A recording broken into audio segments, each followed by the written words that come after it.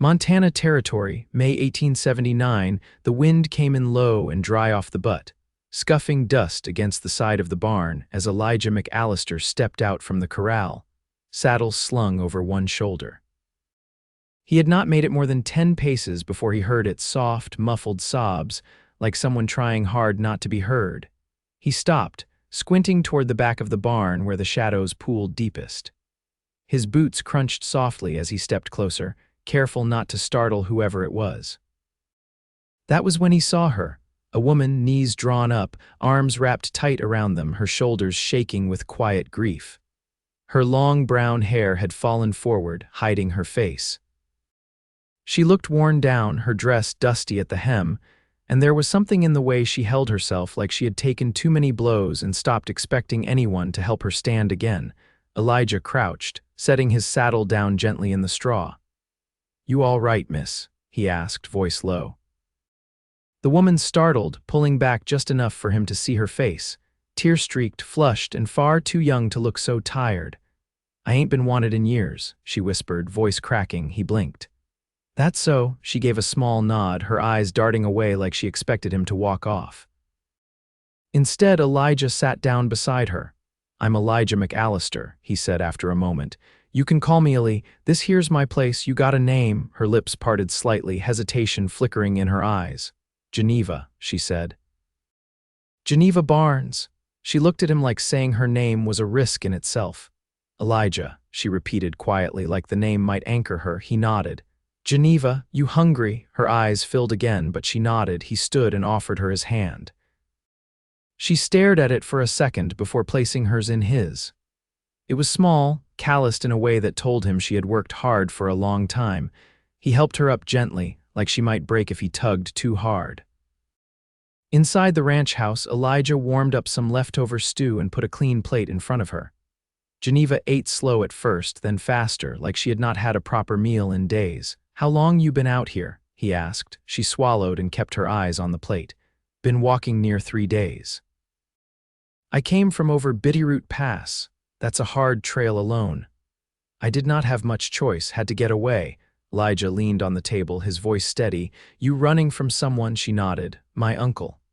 After my ma died, he took me in, said he would look after me. But it was not like that." Her voice dropped to a whisper. "He sold off everything we had, told me I owed him for it. He started drinking mean. I stayed quiet, kept my head down. But 2 weeks ago, he came back worse than ever. Said he was going to marry me off to a man twice my age, someone who promised him 3 head of cattle and a wagon." Elijah's jaw clenched, but he did not speak. He waited. "So I left." She wiped her eyes with her sleeve. "I headed where I thought nobody would find me. Then I saw your barn from the ridge. I just needed to rest a bit." Elijah nodded. "You did right coming here." Geneva looked up at him, surprised. "You believe me?" "I do." She stared at him like she had never heard those words before. He let her rest in the spare room that night. She slept hard, barely moving. Elijah sat on the porch with his coffee, watching the hills fade into dusk. He had not planned on having anyone around the ranch but himself, not since his brother passed and the rest of the family scattered. But that girl Geneva, she carried something in her that felt familiar. Like someone who had been left behind one too many times and still kept walking. The next morning, she was already outside feeding the chickens when he came out. "You do not have to work," he said. "I want to," she replied. "I do better when I am doing something," he nodded. "You ever worked horses?" She hesitated. "Not much, but I am not afraid to learn." That was how it started. Days passed and she stayed. She mucked stalls, mended tack, hauled water from the well. Elijah watched her from the fence line as she brushed down the mare, murmuring soft words to calm her. He did not ask her to leave. One evening, after supper, he found her out at the barn again, sitting on the fence, watching the sun drop behind the hills. "You always hide out here when things get quiet?" he asked, stepping up beside her. She smiled a little. "Feels safer," he nodded. "You ever had someplace that felt like home?" She looked down. "No," he leaned forward, arms crossed on the top rail. "Maybe this could be it." She turned toward him, eyes wide. "You mean that?" "I do." Her voice shook. "Why?" "Because you belong here more than anyone I have known in a long time." She blinked fast, like trying to hold back tears. I ain't been wanted in years, Elijah. I want you here." She stared at him, her breath catching in her throat. Then she stepped down from the fence and stood in front of him. "I do not know how to be anything more than what I had to be." "That is all right," he said softly. "You can just be Geneva." And when he reached out, brushing a strand of hair out of her face, she leaned into his touch like she had been waiting years for it. Neither of them said anything else that night, but when she walked back to the house beside him, her hand brushed his and she did not pull away. Elijah had found her crying behind the barn, and she had told him the truth. She had not been wanted in years, but he did, and he would not stop. The first real rain came 3 weeks after Geneva arrived, a slow, soaking kind that softened the hardpan and brought the scent of wet sage into the air. Elijah found her standing barefoot on the back stoop, her arms folded tight against the breeze, watching the drops fall off the eaves. "You're gonna catch cold like that," he said, setting a folded blanket on the railing near her. "I used to pretend rain meant something," she murmured, not looking at him, "like it was washing things clean." He leaned against the post, arms crossed. "Maybe it still can." She glanced over, eyes shadowed but steady. "You ever have something you needed washed away?" He hesitated. Yeah, she waited, but he didn't offer more. She didn't press. That was something he had come to like about her. Geneva never asked him for more than he was ready to give. Later that evening, she came into the kitchen with her hair damp and plaited back. She carried a tin box with faded roses painted on the lid, which she set on the table between them. "This is all I brought," she said. "Couldn't carry much." He didn't reach for it, just let her open it on her own time. Inside were a worn hairbrush, 3 buttons tied in a scrap of muslin, and a folded envelope sealed with wax. "My mama's," she said, touching the envelope. "She wrote it before she passed, told me not to open it till I had something of my own, land or a home, maybe a family." Elijah looked at her gently. "You gonna read it now?" "Not yet." She closed the lid and slid it back toward her satchel. The storm passed by morning, leaving the world smelling of creek water and pine. Geneva took to the hills early with a gathering basket, saying she wanted to find the wild onions she'd spotted near the gulch. Elijah stayed behind to repair the paddock gate, but every now and then he'd glance up toward the ridge where she'd gone, an unfamiliar warmth settling beneath his ribs. By late afternoon, she returned with mud on her hem and a half-filled basket. She also carried a rough branch stripped of bark and carved on one side. "Found this," she said, holding it out to him. "Somebody must have left it years back. Looks like it was meant to be a walking stick." Elijah turned it over in his hands. The carvings were faint, worn by time. "Not decorative, more like someone marking days or places. You think it's from a trapper?" she asked. "Could be, or someone passing through who meant to come back." They stood a moment, both quiet. "I used to count days, too," she said, "when I was living with him. Just made little marks on the wall. I stopped after a while, didn't seem to matter. You count now," she shook her head. "I don't need to." That night, Elijah showed her how to mend a cinch strap, their hands brushing once over the leather. She didn't pull away, and neither did he. The silence between them had changed. It wasn't uneasy anymore. It felt full, like something waiting to bloom. "You ever think about leaving this place?" she asked as the lantern burned low. Elijah's gaze stayed on the strap.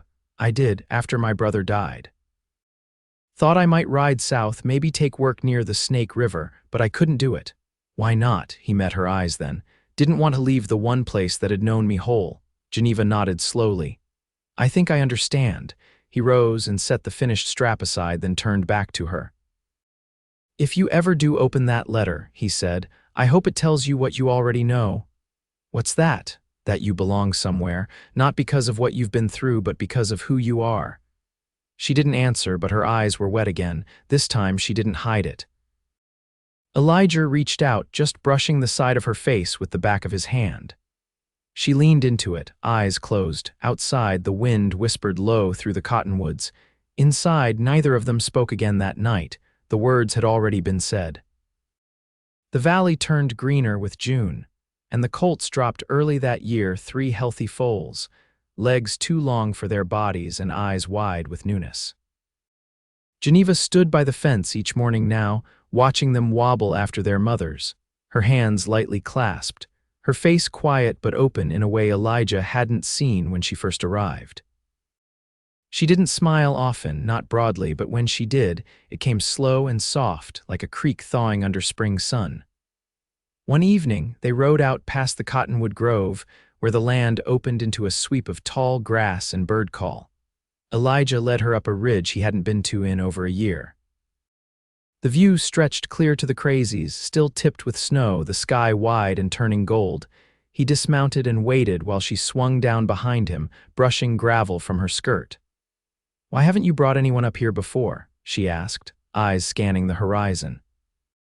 "Didn't have anyone I wanted to share it with." She didn't respond for a moment. Then, quietly, "I used to wonder if I'd ever be enough for something like this." He looked at her. "You are." She turned toward him, the wind tugging at the strands of hair that had slipped from her braid. "You don't know everything I've done." "I don't need to. You should." He nodded once. "All right." She settled onto the ground, knees drawn up, arms resting loosely across them. Her voice came steady but low. "When I was 16, I took work cleaning rooms at a boarding house in Missoula. Thought I could make my own way. The man who ran it said I owed him for food and lodging. When I couldn't pay, he said I could work it off other ways. I ran after a fortnight, but folks whispered." Elijah sat beside her, hands clasped loosely between his knees. He didn't speak. "After that, every place I stopped, it was the same. Men saw me as something to take. Women looked through me. I kept thinking if I was just quieter, cleaner, less in the way, maybe someone would look at me and see more than what I'd been used for." He turned to her slowly. "You're not what was done to you. I've tried to believe that. You don't have to try here." Her breath caught and she looked away, blinking fast. "You make it sound simple. It's not." "But it's true." She folded her hands in her lap, sunlight glinting off the brass button sewn at the cuff of her sleeve. "You ever get tired of being alone?" "I did, but I figured it was better than being with someone who didn't see me right." She glanced at him. "And now I see something worth showing up for every day."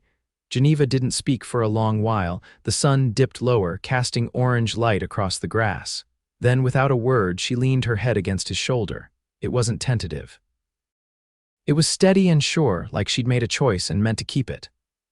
Elijah didn't move, just let her rest there, the weight of her against him solid and real. When they rode back down, the moon had risen, pale and round above the eastern ridge. Geneva's hand brushed his as they walked the horses toward the barn. She didn't pull back. Inside, she lit the lamp while he hung the bridles. The room was warm with the scent of pine pitch and leather. She stood by the hearth, fingers curled lightly around the chair back, her eyes on him. "I want to stay," she said. He crossed the room slowly. "You already have." "No," she said, voice firmer. "I mean for good." He reached for her hand, the calluses of his palm rough against hers. "Then we'll build it right.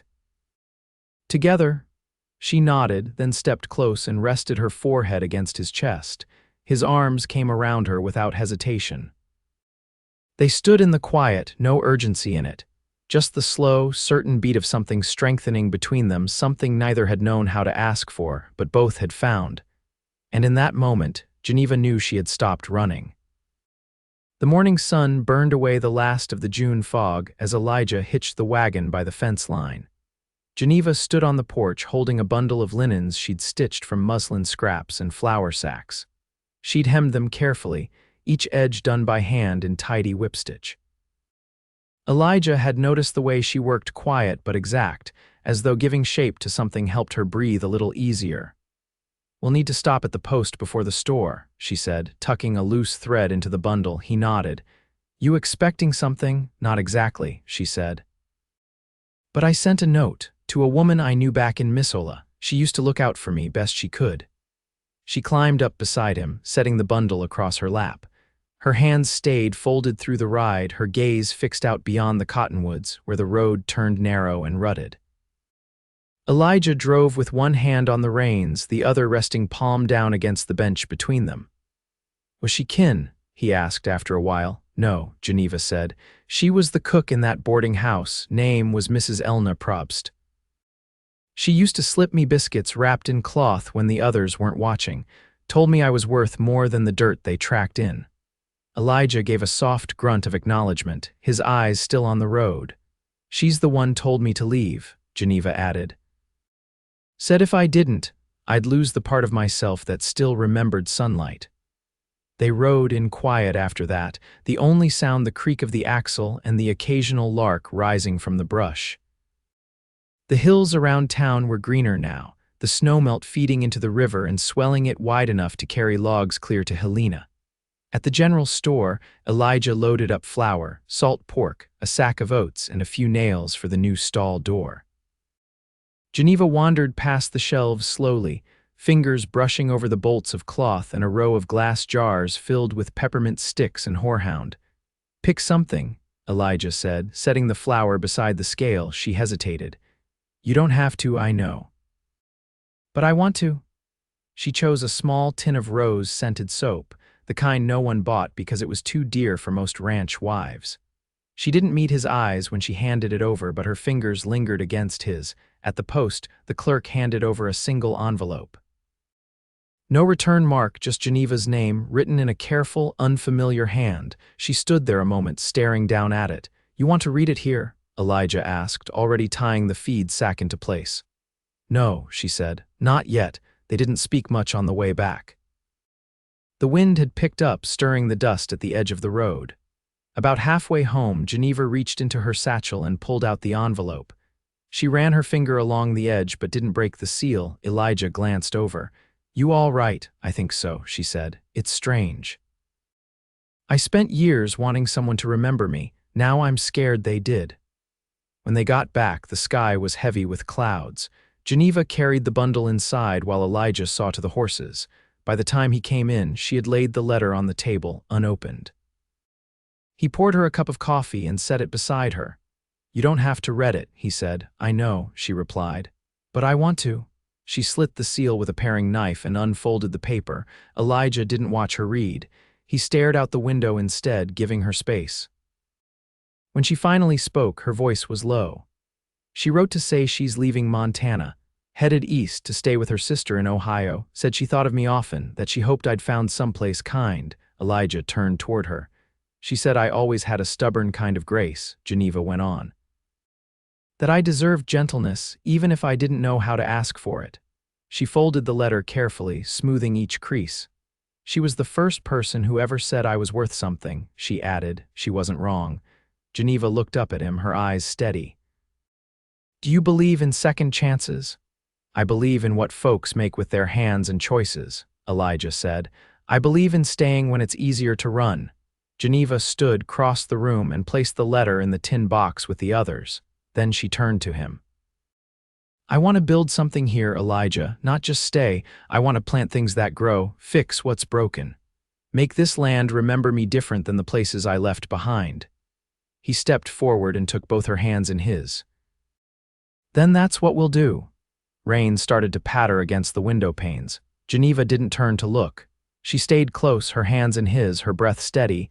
This time she wasn't waiting for the storm to pass. She was choosing to stay through it. By early July, the ryegrass behind the house had grown waist-high, and Geneva spent her mornings clearing the garden rows with a hoe Elijah had rehandled for her. She worked with her hair tied up in a red kerchief, her sleeves rolled, humming low songs she never sang in full. Elijah built her a trellis for the beans, hammered together from old corral boards and fence wire. Neither of them spoke much while they worked, but their silences had settled into something companionable, almost tender. One afternoon, after the sun had passed its highest point, Geneva stepped into the barn where Elijah was sorting harnesses. Her cheeks were flushed, not from heat but from something she'd been weighing for days. I was thinking, she began, brushing a straw curl from her collar. You mentioned once that your brother used to keep bees. Elijah looked up from the leather strap in his hands. He did, had 3 hives out near the South Bluff. She stepped closer. You ever think about starting them again? He set the strap down, rubbing his palm along the edge of the workbench. I thought about it. After he passed, I left everything where it was, figured I didn't have the right. You do now. He studied her face. You know how much tending they need. I've read what I could, and I'm not afraid of the sting. He gave a slow nod. All right, we'll need to clean out the old boxes. If the comb's gone soft, we'll start fresh. That evening, they walked the ridge behind the bluff where the wild clover had come in thick. Geneva knelt to inspect the old hive frames, her fingers careful.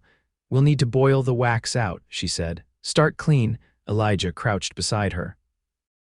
You always this stubborn when you get a notion, she glanced over with a quiet smile. Only when it's worth it.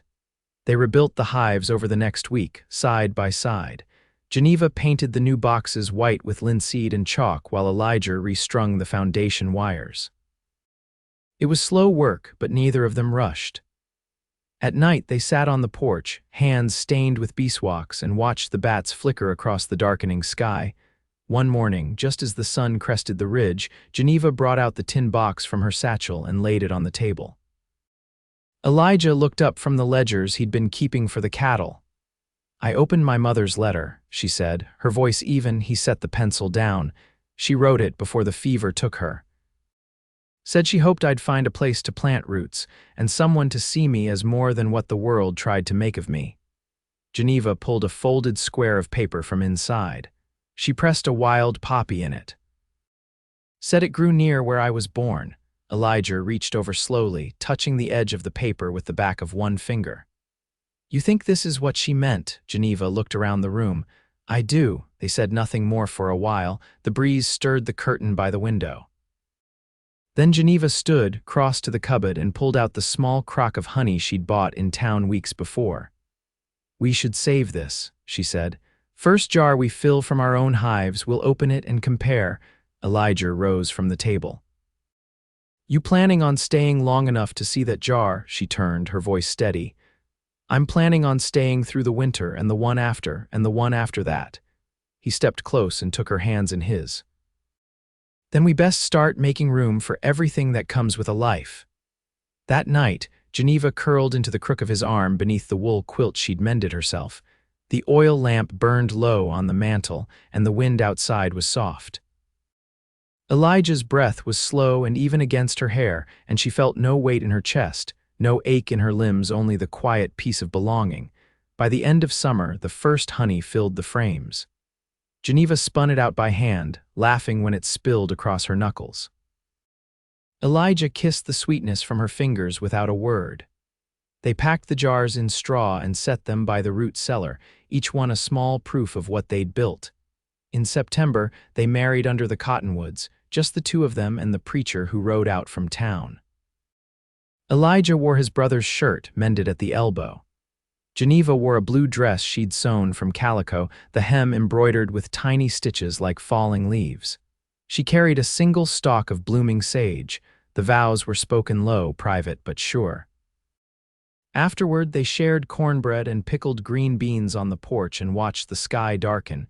Years passed, and nothing was ever perfect. Winters bit hard, fences broke in windstorms, and once a fever laid Elijah out for 6 days straight. But Geneva never left his side, and he never once looked at her like she was anything less than the center of the life they'd built. They added a room to the house, then a second. The hive boxes doubled. In time, a cradle sat by the hearth, carved by Elijah's own hand. Their daughter had her mother's quiet eyes and her father's steadiness. Geneva taught her to plant beans in rows and keep her chin up. Elijah taught her to ride and to listen more than she spoke. And on warm evenings, when the bees settled and the light stretched long across the grass, Elijah would take Geneva's hand and walk the ridge behind the house, where the clover bloomed thick and golden. There was no more running, no more hiding. Only the kind of life that grows in slow, steady layers like honey in the comb, built with patience, kept with care.